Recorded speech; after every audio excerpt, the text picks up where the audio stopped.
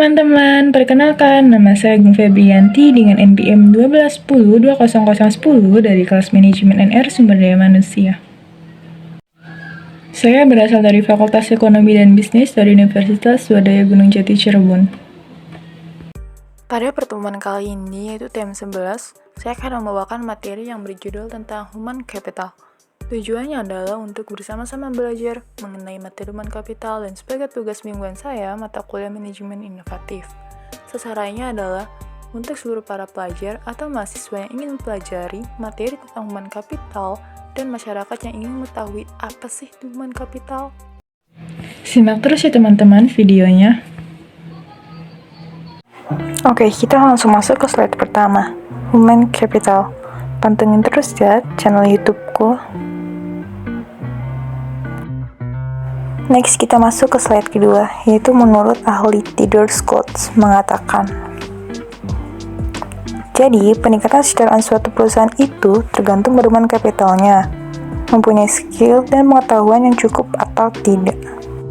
Next, kita lanjut ke slide ketiga. Yang pertama ada karakteristik atau sifat yang dibawa pada pekerjaan. Contohnya misalkan sikap positif, keandalan, komitmen. Yang kedua ada kemampuan untuk belajar, itu contohnya kreativitas, bakat, kecerdasan. Yang ketiga ada motivasi, contohnya yaitu pengetahuan, semangat tim, dan orientasi tujuan. Selanjutnya, kita akan membahas apa saja sih peran human capital itu. Yang pertama sebagai kunci keunggulan keberhasilan aset finansial, misalnya uang tunai dan surat berharga disebut financial capital. Yang kedua ada aset fisik, misalnya peralatan, gedung, dan tanah. Dan terakhir ada aset tidak berwujud, misalnya pelanggan, reputasi, dan aliansi bisnis. Kompetensi karyawan dengan human capital, yang pertama ada buy, membeli. Kedua ada build, membangun. Yang ketiga ada borrow, meminjam. Yang keempat ada bonds, melambung. Dan terakhir ada bind, mengikat.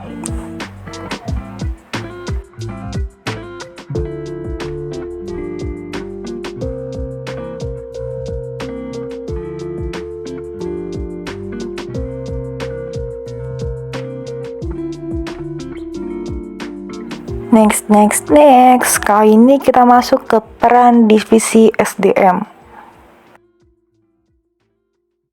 Yang pertama ada strategic partner, yaitu Departemen SDM mampu menjadi partner bagi manajer. Jadi seorang pegawai itu mampu berkomunikasi dengan baik kepada seorang manajer.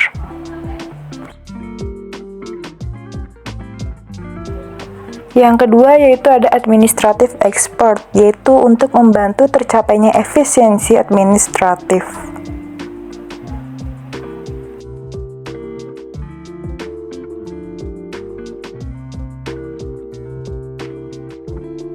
Yang ketiga ada employee champions, yaitu Departemen SDM harus cepat menunjukkan komitmennya terhadap manajemen.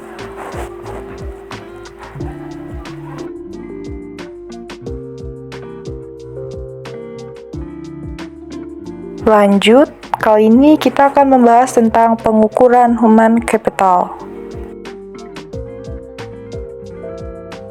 Yang pertama ada activity level, yaitu pengukuran aktivitas rutin SDM. Next, yang kedua ada functional level, yaitu kolaborasi dengan unit fungsional organisasi, misalnya divisi SDM. Yang terakhir ada strategic level, yaitu tingkatan analisis tertinggi. Jadi kita ukur tingkatan analisisnya itu harus yang paling tinggi kita ambil sebagai pengukuran.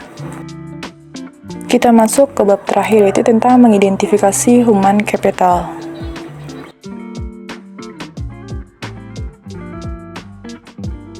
Ada commodity skill, yaitu kemampuan tidak spesifik untuk bisnis tertentu.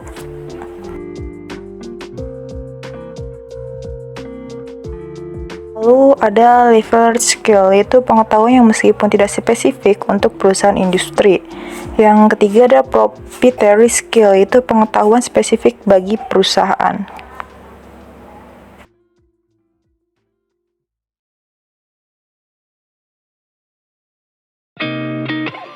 Kesimpulan materi kali ini adalah be a positive change, yaitu menjadi perubahan yang positif. Thank you for watching. Sampai bertemu di video-video selanjutnya. See you. You're next to me, no matter what I do. Your heart is drifting out of reach. Head on the water, I'm swimming harder, trying